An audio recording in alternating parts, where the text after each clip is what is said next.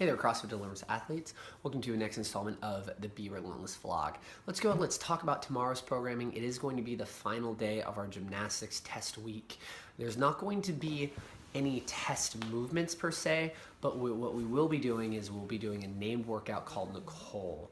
Nicole is a 20-minute AMRAP of a 400-meter run, then max rep of pull-ups. Every time you drop down from the pull-up bar from your max reps of pull-ups, you will be going ahead and having to go on that 400-meter, and you'll just be repeating this for 20 minutes. For those of you that will be scaling and you will not be able to do either a kipping, butterfly, strict pull-ups, just anything that involves you being below the bar at full extension of the elbow and then getting your chin up over the bar, you will be doing ring rows. And this test will be more of a strict endurance test. Now through the next month and a half that we'll be doing our gymnastics cycle, hopefully we'll go ahead and learn how to do kipping pull-ups or go ahead and learn from kipping pull-ups to butterfly or just progress in either our technical capabilities or our raw strength.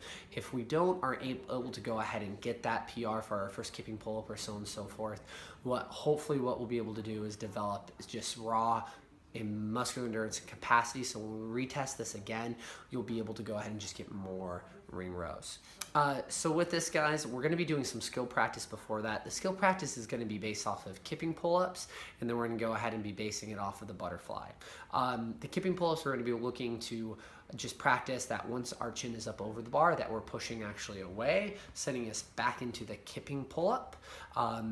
Into the right sequencing. What I mean is if this is the pull-up bar, right, my finger, this is you, think my tip of my finger is going to be your shoulder. You pull up, right, your chin is above. You got to make sure you do push out, right, before you start to drop and go into the next kipping swing. If you fall, it's like a dead hang, and then you have to reinitiate that kip all over again. But if you push out, it sends you back into essentially that pendulum swing, which is really what the kipping motion is to go ahead and create. A butterfly, it's a little more complicated. The kind of the set point is still your shoulder, but it's a circular movement, more I should say oblong, going across, and we're going to look for keeping your arms straight. If you don't keep your arms straight enough, you don't get your shoulders behind the bar enough, so when you go ahead and fall forward and through, people slowly start to be too forward and forward and forward of the bar, then they have to stop, reinitiate the movement of the butterfly, and then those straight arms allow you for a reset to make sure you consistently get back and behind the bar again. So those are going to be the skills that we're going to be working on. Mobility, stability, right? In terms of this workout, mobility is going to be an okay amount of running to make sure you go ahead and warm up your ankles, go ahead, get those hamstrings nice and loose. We're going to want to make sure the lats and the pecs, everything on the anterior and the posterior side of the shoulder is as loose as possible, going ahead and being ready for the torque that will be put on through either for ring rows, strict pull-ups, kipping, butterfly.